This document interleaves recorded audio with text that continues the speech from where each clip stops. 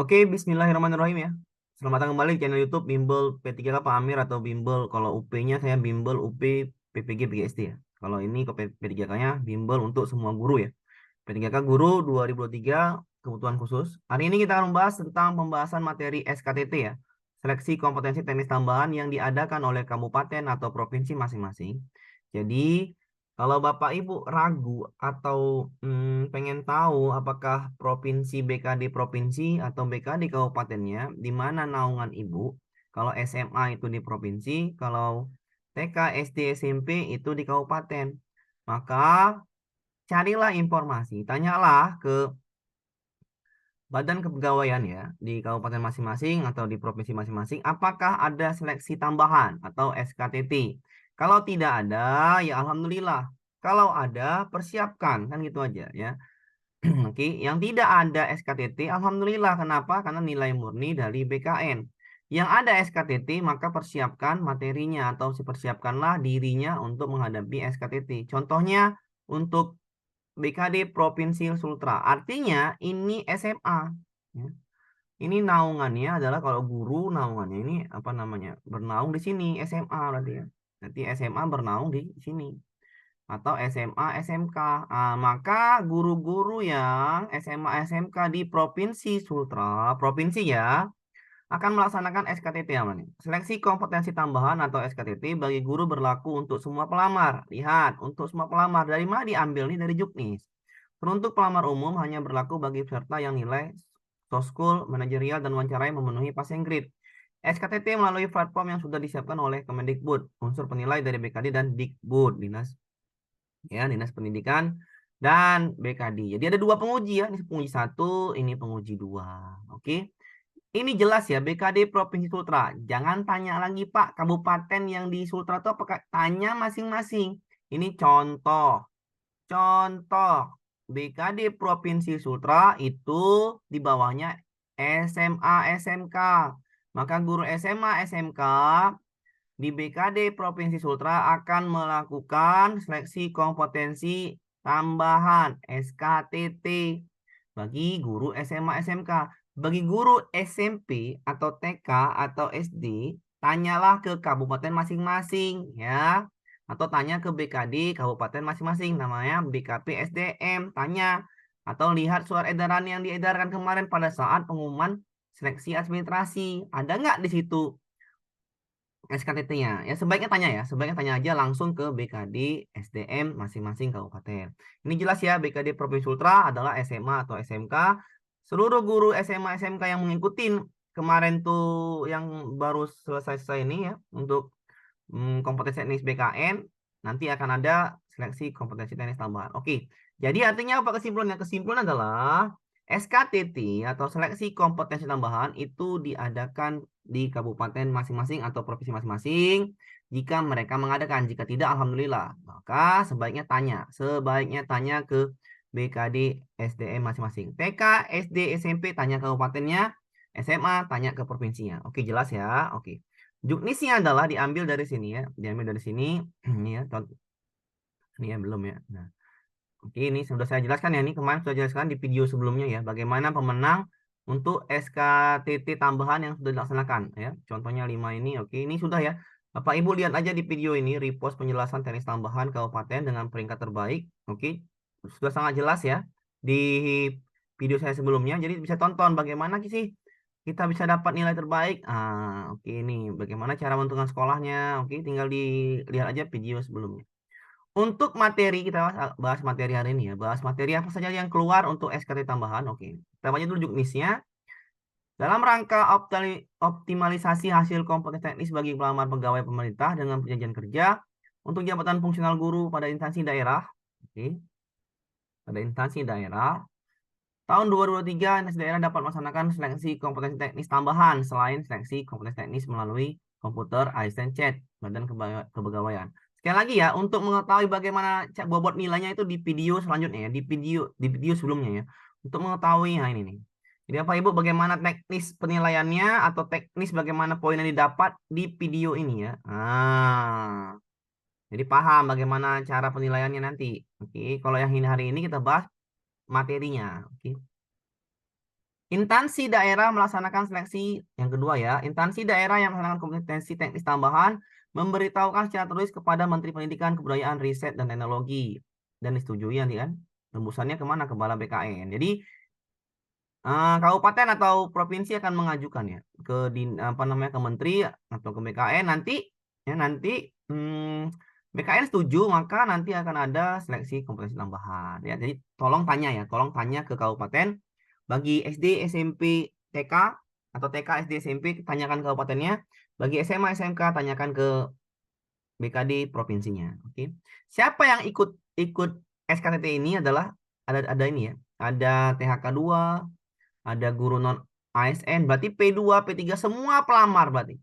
Semua pelamar yang ujian kalau ada dinasnya melakukan SKTT, maka semua pelamar akan melakukan SKTT ya. Semua pelamar P3K di kabupaten itu akan melakukan SKTT kecuali guru P4 ya. P4 itu hanya yang lulus ya, hanya yang lulus passing grade Mansoswan. Kalau nggak lulus nggak ikut dia. Hanya kalau P2, P1, P2 dan P3 semuanya ikut SKTT kalau kabupatennya mengadakan SKTT. Ingat kalau kabupatennya mengadakan SKTT. Ini saya jelaskan kalau kabupatennya atau provinsinya mengadakan SKTT. Untuk bagian yang ini ya, untuk P4 ya. P4 itu bagian C ini katanya. C sama D apabila memenuhi ambang batas kompetensi manajerial, kompetensi sosial, kultural, serta nilai ambang batas wawancara. Jadi kalau P4 yang ikut SKTT itu ketika dia melewati PG ya, melewati ambang batas dari manajerial yang 117 dan wawancara itu yang 23, 24, 24. Jadi kalau lewat ini dia ikut ke SKTT. Ya, SKTT itu saya jelaskan tadi, sudah saya jelaskan ya. Di video sebelumnya itu, oke, bagaimana cara mendapatkan nilainya. Dan bagaimana teknik penilaiannya, maupun nilainya di video ini. Oke ya. Kita masukkan ke materinya. Bobot penilaiannya adalah dua orang penguji ya. Dua orang penguji nanti akan menilai ya. Akan menilai ini. Ya, akan menilai ini. Ya. Ini dia menilainya, tabel penilaiannya. Ada dua orang penguji ya, ingat ada dua orang penguji, nilainya itu dari 1 sampai 9 ya. Dari 1 sampai 9, jadi nilai maksimal adalah 90 ya. 90. Satu penguji nilainya 90. Dari mana nanti penguji akan mendapat gambaran Bapak Ibu untuk menilainya? Dari deskripsi yang Bapak Ibu lakukan di pendaftaran pertama kali ya. Di SSCISN pertama kali ada deskripsi. Jadi pertama kali gambaran itu ada di deskripsi Bapak Ibu tuliskan pada saat pendaftaran CISN kemarin atau nama pada saat pendaftaran P3K di akun SSCISN. Oke ya, tuh ya. Misalkan misalnya ada penguji 1, kematangan moral struktural. Bagaimana ini mereka melakukannya? Dengan wawancara lah. Ya, dengan wawancara. Pakai aplikasi dengan wawancara, Bapak Ibu akan ditanya ke perihal 1 sampai 8, 9, 10 ini. Oke, akan muncul itu pertanyaannya. Nah, nanti akan muncul pertanyaan karena kita manusia ya. Akan muncul pertanyaan, Pak, Bapak Ibu akan muncul di kepala, Pak, ini kan dilakukan wawancara, Pak, apakah bermain curang atau apa? Itu saya tidak tahu. Apakah bermain, Pak? Bagaimana, Pak? Saya nggak punya duit, Pak. Saya nggak punya ini, saya nggak punya itu. Nah, itu saya tidak tahu, Pak Ibu ya. Intinya, yang menilai adalah bukan sistem atau bukan komputer, tapi melainkan adalah manusia, ya. Manusia yaitu dari BKD dan dari Dikbud. Ada dua itunya yang pengujinya. Penguji itu manusia. Maka ini sama halnya namanya observasi atau namanya halnya observasi yang dilakukan oleh pihak dari BKD dan pihak dari Dinas Kependidikan. Artinya dua orang penguji itu adalah manusia juga kan gitu. Jadi kalau ada nanti misalkan penilaian itu subjektif atau objektif itu tergantung individu dari penguji itu. Oke, apakah mereka profesionalnya atau bisa dilakukan dengan sesuatu hal yang curang kan gitu. Jadi kalau masalah curang atau tidak curangnya kembali lagi ke individu yang menilai. Oke, kembali lagi ke masyarakat atau pelamar yang melakukan ujian. Oke. Ketika ini kan menyangkut profesionalisme. Oke. Jadi kita nggak akan membahas curang atau tidak curangnya. Yang kita lakukan adalah sebaik mungkin kita lakukan profesional. Kita lakukan bagaimana kita melakukan ujian CAT kemarin. Kita lakukanlah wawancara ini dengan sangat-sangat matang. Persiapkan materinya. Urusan curang nggak curangnya itu urusan nanti. Yang penting Bapak Ibu melakukan tugas Bapak Ibu yang melandakan SKTT ini, marilah profesionalisme dijaga, belajarlah materinya, persiapkan diri, oke, cari informasi materi dimanapun, dan bersiap untuk menghadapi SKTT. Kenapa? Karena individu-individu yang menguji nanti akan, dia individu, dia manusia juga. Ketika Bapak Ibu menjawab pertanyaannya, pertanyaan wawancaranya dengan lantang, dengan tegas, dengan pengetahuan yang luas, dengan ketegasan, dengan apa namanya lagi, dengan yang kelebihan Bapak Ibu tunjukkan, dengan pengalaman-pengalaman Bapak Ibu yang Bapak Ibu tunjukkan, itu akan membuat mungkin penguji-penguji itu akan, oh ini baik kan gitu. Jadi wawancara nanti Bapak Ibu caranya menunjukkanlah materi-materi ini. Nah, misalnya tanya kematangan moral, ditanyakan. Apa yang Ibu jawab? Makanya harus baca materinya biar nilainya 9 atau 8 kan gitu. Jangan 7. Oke. Caranya gimana, Pak? Ya, caranya di sini. Deskripsi pokok substansi pengamatan perilaku profesionalisme guru, pokok substansi pengamatan perilaku profesionalisme guru, deskripsi sebagai berikut. Sebelum nanti, ya Pak Ibu ya, Bapak Ibu melakukan wawancara, Bapak Ibu harus belajar bagaimana wawancara itu duduknya seperti apa, sikapnya seperti apa, itu akan dipelajari juga. Ya, nanti kan Ibu masuk tuh, duduk Ibu harus seperti apa kan? Kayak mana cara menjawabnya? Ya harus tegas, harus berani, harus punya wawasan luas. Ya, itu harus jangan ragu-ragu menjawabnya. Oke, misalkan ditanyakan, kematangan moral spiritual. Bapak Ibu harus baca. Apa itu kematangan moral? Baca. Jadi pahami dulu, pahamin ini. Kematangan moral dan spiritual. Jadi pemerintah itu sudah ngasihkan materinya. Sudah kasihkan materi SKTT ini gitu loh. Jadi jawablah sesuai ini. Pahami itu Bapak Ibu. Jadi ketika Bapak Ibu menghadapi SKTT, pemerintah tuh udah kasih. Ini loh SKTT-nya. Ini loh yang kamu harus jawab. Ini loh dia materinya. Jadi baca, dibaca, dipahamin. Misalkan yang pertama, penguji menjawab. Pengujinya tanya misalnya, kematangan moral dan spiritual. Ditanyakanlah, bagaimana misalnya contohnya ini, bagaimana pengaruh pengembangan moral terhadap perkembangan anak dalam belajar, hubungkan dengan moral guru sekolah. Ibu jawab harusnya seperti ini. Guru yang baik memiliki kedewasaan moral yang tinggi, memiliki ciri-ciri nilai-nilai moral yang kuat, mampu membedakan mana yang benar dan mana yang salah, berperilaku sesuai dengan nilai moral dan spiritual. Ini materi umumnya. Jadi kalau di sekolah itu misalkan bagaimana pengaruh pengembangan moral terhadap perkembangan anak-anak dalam belajar, ya sangat tinggi kan gitu. Kalau moral gurunya aja misalkan merokok di kelas, ya, atau misalkan moral gurunya adalah tidak memeriksa ujian kan gitu, atau dia sering mukul mukul siswanya kan gitu, atau lagi itu kan nggak baik. Jadi yang ibu tunjukkan adalah perkembangan moral sangat, misalnya yang moral ibu di sekolah saya tidak merokok kan gitu ya. Jadi kalau ditanyakan misalkan bagaimanakah pengaruh pengembangan moral terhadap dalam belajar, ya sangat baik kan, sangat bagus. Jadi pengembangan moral itu tergantung apa yang dilihat oleh siswa, gurunya seperti apa. Kalau gurunya merokok di sekolah, jangan nanti juga misalnya guru SMA kan gitu, anaknya SMA, gurunya datang ke kelas itu merokok.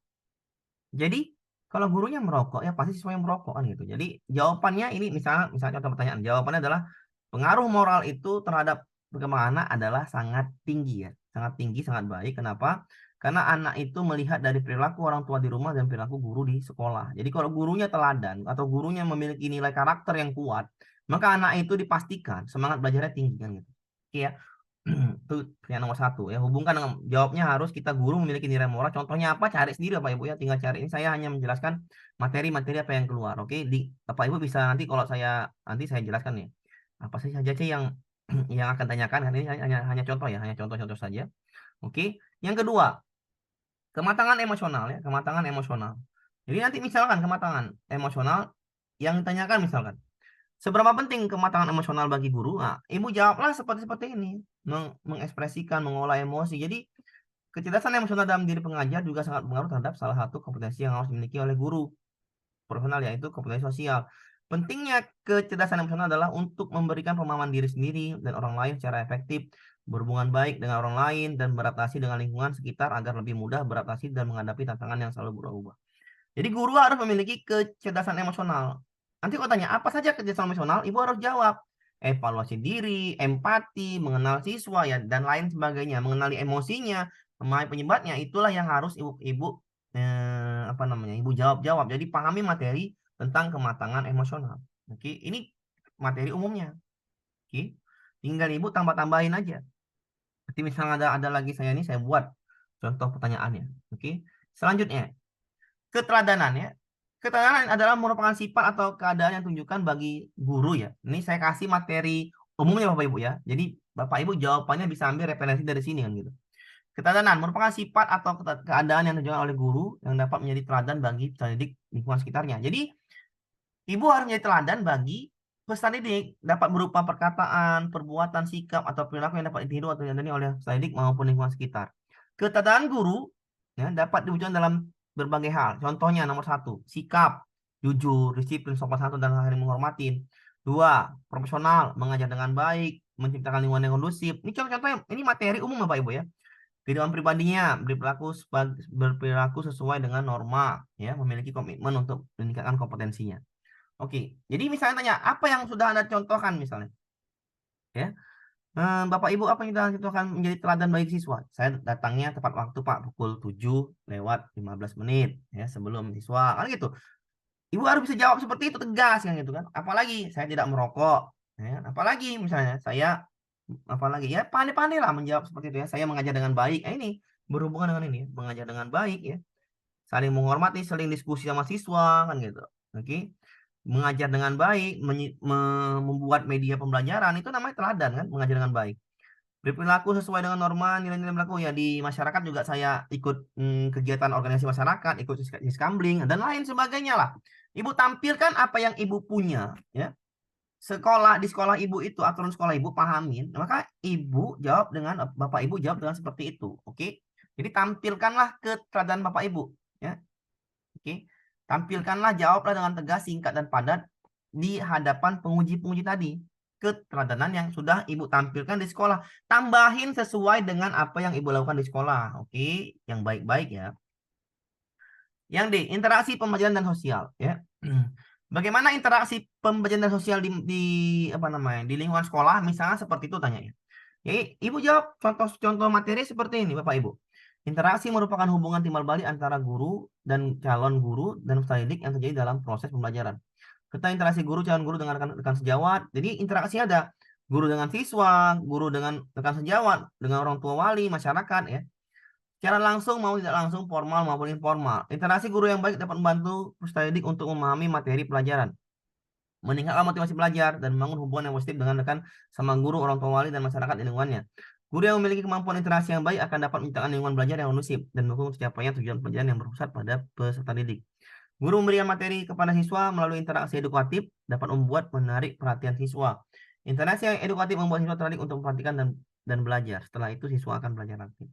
Jadi ibu sampaikanlah interaksi yang udah ibu sampaikan di sekolah atau ibu ajarkan di sekolah. Ya, dengan bagaimana sih interaksi Bapak misalnya tanyakan gini. Bagaimana interaksi pembelajaran Bapak Ibu di sekolah? Ya ibu jawab dengan keadaan ibu di sekolah yang baik-baik. Misalkan saya berinteraksi dengan siswa yang mengalami kesulitan belajar, Pak. Saya tanyalah ke penyebabnya apa, saya tanyakan orang tuanya. Nah, saya kirimkan WA ke orang tuanya atau dengan menanya langsung ke siswanya. Nah, habis itu apa lagi ya? Saya bantu kesulitan belajarnya. Oke, saya menyediakan eh, ya pandai-pandai lah apa namanya tuh bantuan ya, bantuan misalkan apa namanya? Misalnya dia kesulitan belajar. Jadi pada saat ngajar nanti yang siswa-siswa kesulitan belajar itu misalkan gaya belajarnya kinetik atau apa ibu sediakan kan gitu. Jadi cara terbaiknya untuk mengatasi siswa kesulitan belajar adalah belajar berdiferensiasi yang diadakan kurikulum Merdeka. Jadi itu cara terbaiknya. Itu cara terbaik untuk apa namanya? Untuk menjawab soal nanti yang berhubungan dengan interaksi pembelajaran sosial. Oke. Ya. Mudah-mudahan juga ini ya bisa ini ya apa namanya? Bisa Ibu pahamin ya atau yang ini namanya Ibu pahami. Cari materi sendiri ya Ibu harus bisa menjawab dengan pengetahuan yang ini hanya saya di sini hanya kasih materi-materi umum. Ibu harus cari lagi ya, cari lagi biar supaya lebih paham. Oke. Yang E, keaktifan dalam organisasi profesi. Oke, keaktifan dalamnya apakah Ibu mengikuti organisasi PGRI ya, apalagi contoh yang Ibu lakukan di sana. Ya Ibu harus misalnya saya sering mengeluarkan ide, saya sering mengajukan pendapat, saya sering apa peran Ibu ya. Jawab aja sebagai anggota kah, atau sebagai wakil kah, atau sebagai ketua kah. Nah, jadi jawablah dengan profesi, keaktifan dalam organisasi profesi. Oke ya. Selanjutnya, bagian M, kedisiplinan. Oke. Kedisiplinan harus berhubungan dengan yang ini, Bu, Bapak Ibu ya. Harus yang kehadiran tepat waktu, mengikuti kegiatan di sekolah, melaksanakan tugas dan tanggung jawab dengan baik, berpakaian rapi dan sopan, berperilaku santun dan ramah. Jadi hubungkanlah nanti kalau tanya kedisiplinan apa, kedisiplinan apa yang sudah Ibu lakukan di sekolah, jawab kehadiran tepat waktu, Pak. Oke, pulang tepat waktu, hadir tepat waktu. Mengikuti kegiatan di sekolah, misalkan seperti apa? Seperti pemilihan ketua OSIS, seperti yang namanya kerja bakti atau namanya IHT, dan lain sebagainya ya. Itu namanya ibu apa namanya tuh? Ibu tampilkan atau ibu jawab dengan seperti itu ya, dengan bapak ibu jawab dengan yang ada di sini ya, kisi-kisinya ada di sini. Atau lagi melaksanakan tugas tanggung jawab dengan baik. Iya, saya sering melaksanakan tugas tanggung jawab dengan baik, memeriksa tugas, melakukan asesmen ya, atau apa namanya lagi, melaksanakan tugas dengan baik, mengajar dengan media pembelajaran dengan strategi yang berbeda gitu. Berpakaian rapi dan sopan ya, rapi dan sopan sesuai dengan aturan aturan pemerintah. Misalkan kalau aturan di sekolah lah, Senin Selasa pakai baju apa kan gitu. Nomor 5, beri perilaku sopan dan ramah. Iya, iya, nadanya lembut ya dengan siswa, santun ya dan ramah. Jawabnya tentang kedisiplinan seperti ini. Yang berikutnya, tanggung jawab ya. Tanggung jawab itu ada tanggung jawab mengajar ya, guru bertanggung jawab untuk menyampaikan ilmu pengetahuan, mendidik, guru bertanggung jawab untuk mendidik, membuat karakter. 3, membimbing, guru bertanggung jawab untuk membimbing peserta didik, menilai, guru bertanggung jawab untuk menilai kemauan belajar. Yang kelima, merencanakan pembelajaran, guru bertanggung jawab untuk merencanakan, melaksanakan pengembangan kompetensi, guru bertanggung jawab mengikuti pelatihan dan pengembangan profesional untuk meningkatkan kompetensinya. Jadi misalkan ibu jawab tadi 1, 2, 3, 4, 5 kan sudah. Nah, ditanya ya, bagaimana Ibu tanggung jawab Ibu melaksanakan pengembangan kompetensi? Ya, saya berusaha ikut guru penggerak. Atau yang udah ikut guru penggerak, tampilkan. Saya sudah ikut guru penggerak, Pak. Kan gitu, tampilkan apa yang sudah Ibu lakukan di sekolah yang baik-baik, tampilkanlah pada saat wawancara ini. Oke. Perilaku inklusif. Tanyakan lagi, bagaimana misalkan Bapak Ibu guru ada siswa yang ABK. Jawabnya seperti ini. Nah, harus menerima saya Pak apa adanya, mendukung kebutuhannya, menciptakan suasana belajar yang kondusif. Jadi cara jawabnya gimana? Menerima apa yang dilakukan, tidak membedakan latar belakang fisiknya Pak. Apa yang dilakukan mendukung kebutuhan peserta didiknya? Ya, ini menyesuaikan metode pembelajaran, ya, menciptakan suasana yang kondusif seperti apa ya tadi tuh. Kalau misalkan biar nyaman bagi peserta didik agar tidak terjadi sikap diskriminasi, kekerasan dalam pelajaran. Ini mendukung penuh kebutuhan peserta didik ya, ibu berusaha lah jawab pembelajaran diferensiasi atau metode inklusif bagi siswa yang berkebutuhan khusus, atau dikasihlah apa namanya itu media yang bisa membantu siswa-siswa berkebutuhan khusus. Oke, ini juga soal SCT, ini dari sinilah soal SCT semua. Apalagi misalnya yang kepedulian terhadap perundungan. Nah, ini kepedulian terhadap perundungan.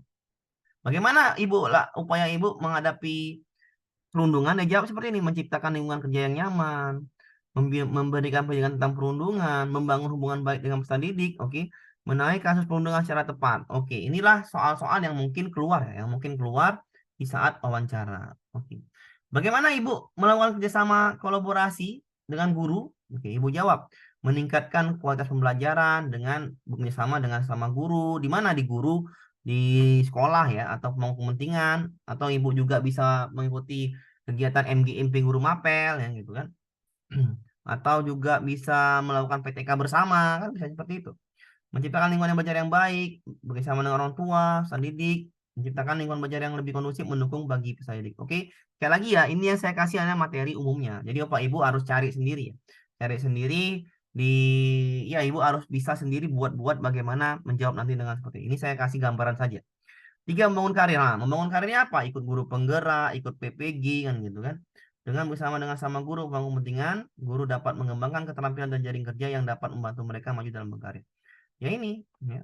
Membangun karir itu jangan gerak ikut guru penggerak ya, bersama-sama guru lain dekat ikut guru penggerak. Seperti itulah, jawablah dengan kualitas yang Ibu tampilkan dengan cara terbaik. Sekali lagi saya hanya kasih gambaran saja Pak Ibu ya. Saya hanya kasih gambaran saja. Semoga Pak Ibu bisa menjawab nanti yang ada provinsi atau BKD-nya atau kabupatennya melakukan SKT tambahan, inilah materi-materinya, oke. Ya, kalau SMA itu di bawahnya di bawah naungan dari BKD provinsi ya. Kalau TK, SD, SMP di bawah naungan dari BKD kabupaten. Jadi tanyalah ke mereka apakah ada SKTT atau seleksi kompetensi tambahan. Kalau tidak ada, alhamdulillah. Kalau ada, bersiaplah. Oke. Oke, Bapak Ibu, saya akhiri. Oke, oke. Pak, ini download di mana, Pak? Oke. Misalnya tanya lagi, Pak, ini download di mana materinya, Pak? Oke, saya kasih tahu. Download materi di sini, Bapak Ibu. Ya, di sini. Oke, di sini dia. Oke. Oke, di sini Bapak Ibu ya, di sini ya, pengumuman ya, dokumen ya, dokumen di sini dokumen, klik dokumen ini. Guru PPK Kemendikbud dokumen, oke tinggal klik aja di sini ya, nanti klik, ada dokumen Bapak Ibu. Nah, Ibu siapkanlah ini, tinggal download aja nih, unduh ya, unduh yang ini, oke, unduhlah tinggal klik aja, diunduh dapat. Nah ini dia juknisnya. Oke, lebih dan kurang saya mohon maaf, saya akhiri, ini tinggal unduh Bapak Ibu ya, tinggal unduh di sini, tinggal Bapak Ibu baca, tinggal unduh di sini, klik unduh, oke, unduh. Dapatlah tinggal save. Oke. Dan kurang saya mohon maaf saya akhiri. Assalamualaikum warahmatullahi wabarakatuh.